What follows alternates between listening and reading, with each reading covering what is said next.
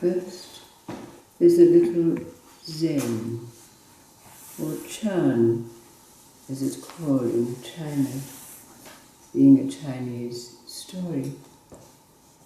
The story of a monk who went to the great Zen master Chao Chao, and he said, "Master, it is said that Kuan Yin has 1,000 hands and 1,000 eyes.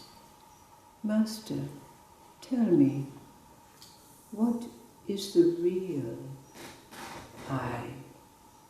And Chao Chao has said, "When your pillow falls to the floor in the middle of the night, and without opening your eyes, you bend to pick it up and return to sleep.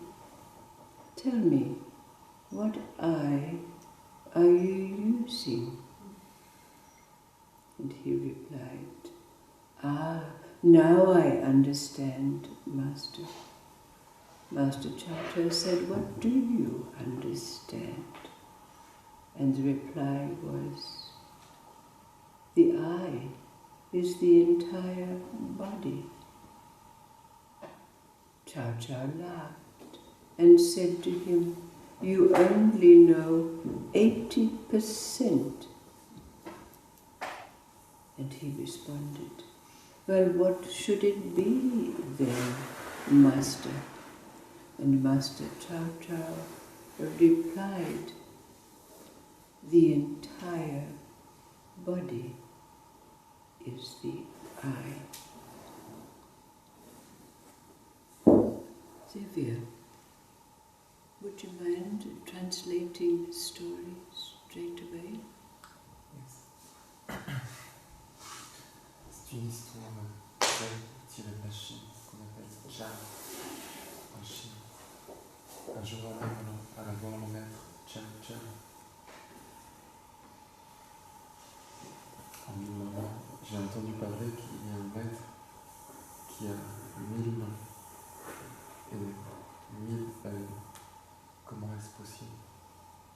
Et le maître me répond, quand tu dors, la tête allongée sur ton oreiller au milieu de la nuit, et que l'oreiller tombe par terre. Tu gardes tes yeux fermés, et pourtant tu ramasses l'oreiller avec tes mains sans ouvrir tes yeux. Et le jeune homme répond, ah, j'ai compris alors, tout le corps est l'œil. Et à ce moment, le maître se met à rire et lui dit, tu n'as compris que 80%. C'est le corps tout entier qui vaut.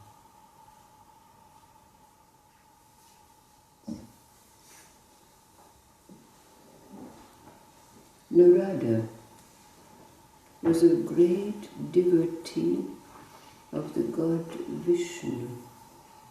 Very often in his meditations, he'd rise up to the celestial realms to be in the presence of this great Lord.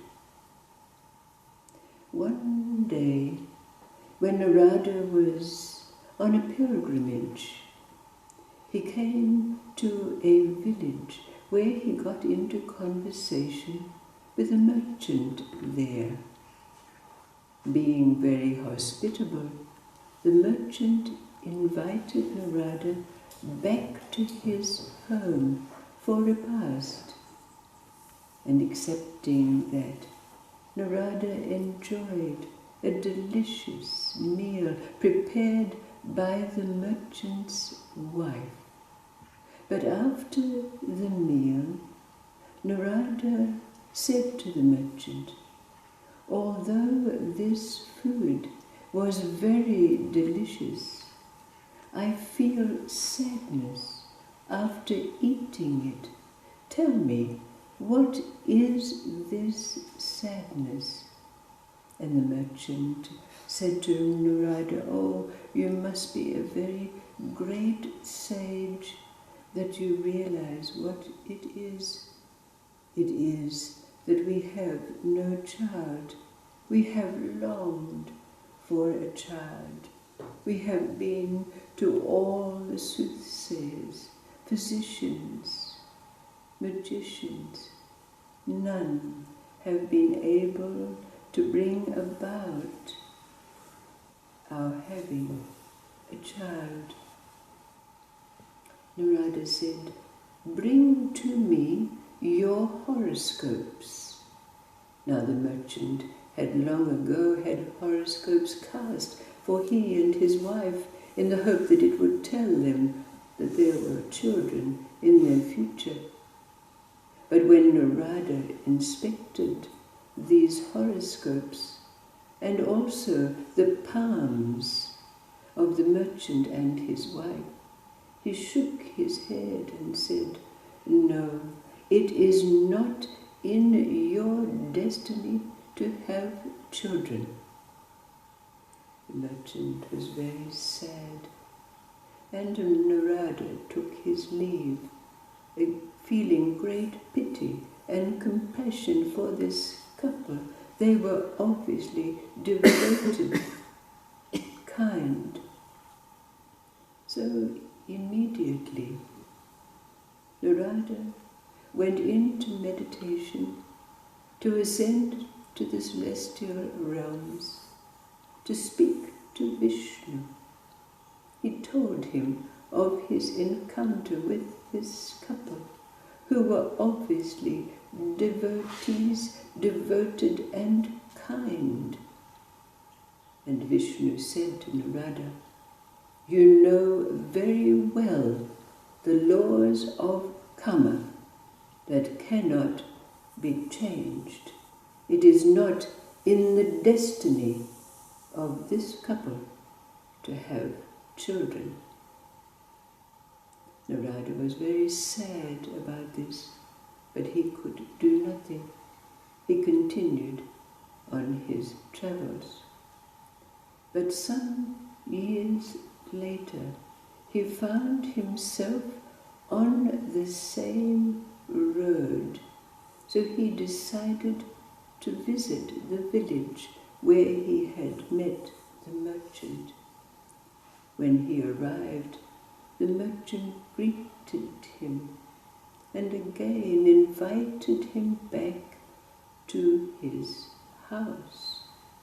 But when they arrived there, Narada was greatly surprised to see 3 children cavorting in the garden. And he asked, "Whose children are these?" And with great pride, the merchant said that they were his. Narada asked him, "How can this be?"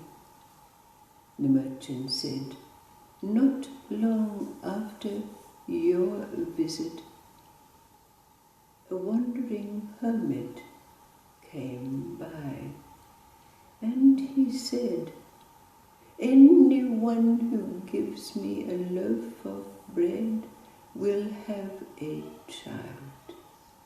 If I am given 2 loaves of bread, there will be 2 children. If I am given 3, there will be 3 children.'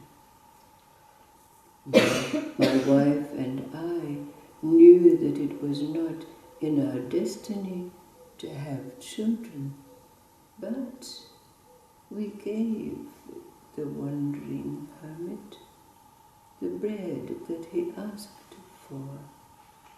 He gave us his blessing and departed, and you can see for yourself what has transpired." Narada was greatly perplexed. How could this be when it is not in the destiny, not in the karma, that such a thing could happen? So he went into meditation again, rising up to the celestial realms. He confronted Vishnu and said, "How can this be?" And Vishnu responded, "That hermit is a great devotee of mine, a great bhakti, and when a bhakti speaks, the gods must obey." Narada said, "I don't understand." Vishnu said, "Wait, you are quite agitated at this moment. Let us meander a little." So Narada, in the company of Vishnu, went down into a town. After a little while, when the chanting and the bells were ringing to announce prayer in the temples, suddenly Vishnu clasped his belly and said, "Oh, I am in great pain. A devotee of mine has given me rancid yogurt and my liver is spoiled. If I don't have a new liver immediately, I will die." So Narada, terribly agitated, went running off, calling out, "Who will give a liver to Vishnu?" He ran into the temple where the chanting was going on, and everyone laughed at him, thinking that he was mad. He ran down by the riverside where there were men bathing, calling, "Who will give a liver to Vishnu? He will die." And 3 men who were bathing in the river pointed to an old hermit not far away, standing on one leg in the river, and they said, "Only he would be foolish enough to do such a thing." So Narada approached the hermit, telling him, "Vishnu needs a liver immediately, else he will die." Without a word, the hermit placed his leg down into the water and beckoned Narada to follow him. They came to a small hut on the bank of the river, and when they went inside, the old hermit sat down in lotus position. Taking a knife, he plunged it into his belly, drawing it across so the blood flowed, and taking out his liver, he handed it to Narada. Not a word was spoken. The old hermit, with blood flowing down his loins, returned to his meditation. Narada took the liver to Vishnu, who now was sitting looking very healthy indeed. And Narada asked, "How is this?" And Vishnu said, "This is the bhakti of mine, who ordered that the children be given to the merchant and his wife. There is no doubt that you are a great devotee of mine, but a bhakti, whatever a bhakti speaks, must be obeyed."